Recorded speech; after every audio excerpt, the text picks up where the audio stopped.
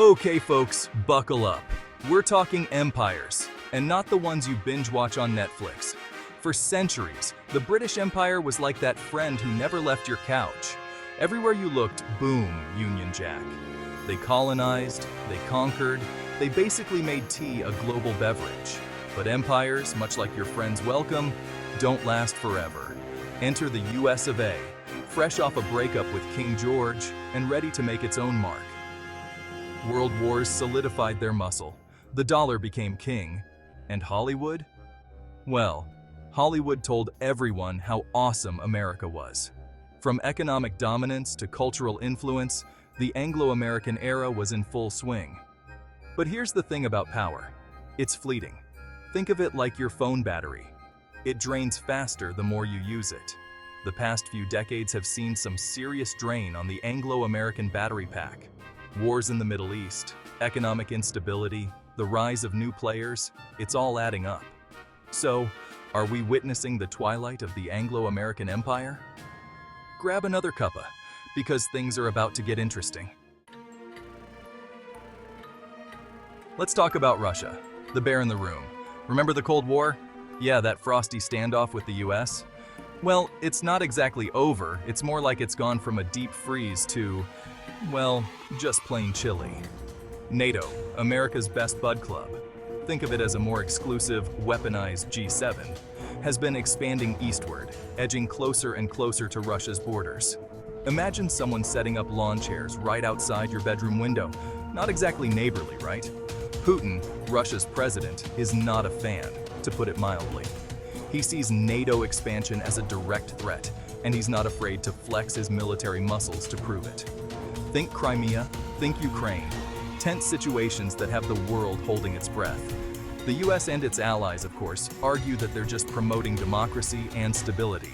But to Russia, it looks a lot like the Anglo-American Empire trying to maintain its grip on the world stage. And that, my friends, is a recipe for some seriously sticky geopolitical drama. All right, time for a financial reality check. Remember that national debt clock ticking away?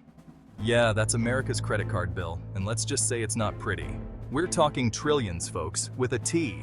That's enough zeros to make your head spin faster than a politician on a Sunday morning talk show. Now, some debt is normal, even necessary, but when you're spending more than you're bringing in, year after year, well, that's a problem.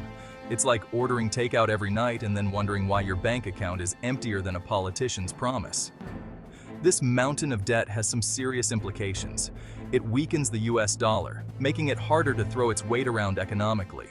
It limits America's ability to invest in things like infrastructure and education, the stuff that actually makes a country competitive.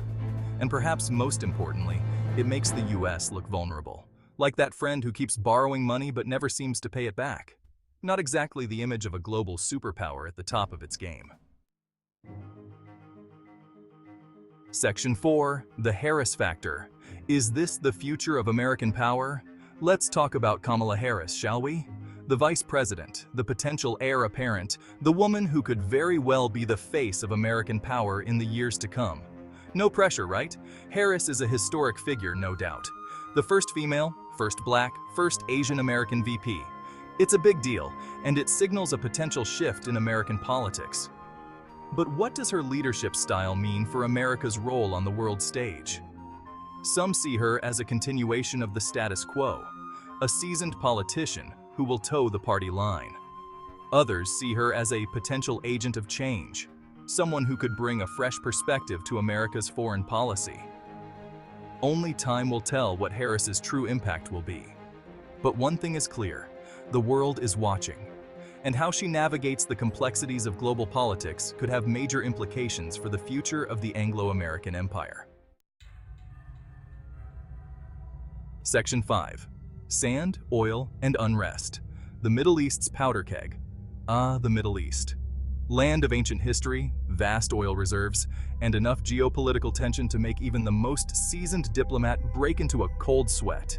It's a region that's been a thorn in the side of empires for centuries, and the Anglo-American Empire is no exception. From the never-ending Israeli-Palestinian conflict to the rise of ISIS and the ongoing Syrian civil war, the Middle East is a powder keg waiting for a spark. and every time it explodes, the world feels the tremors.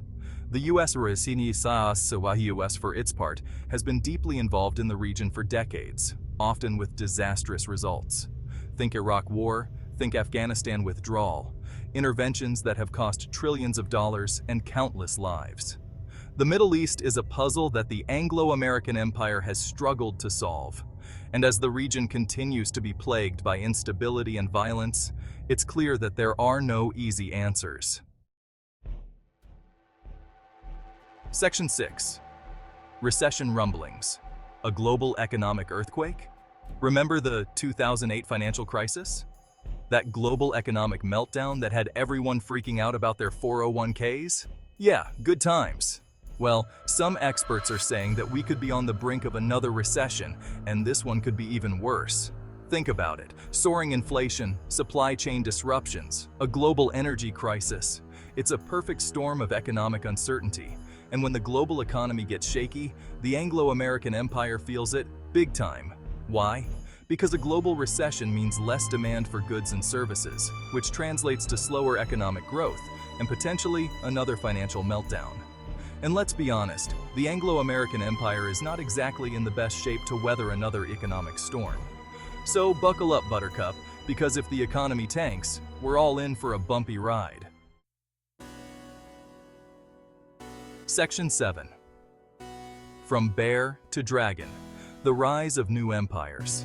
While the Anglo-American Empire might be showing signs of wear and tear, there are some new kids on the block, flexing their own geopolitical muscles.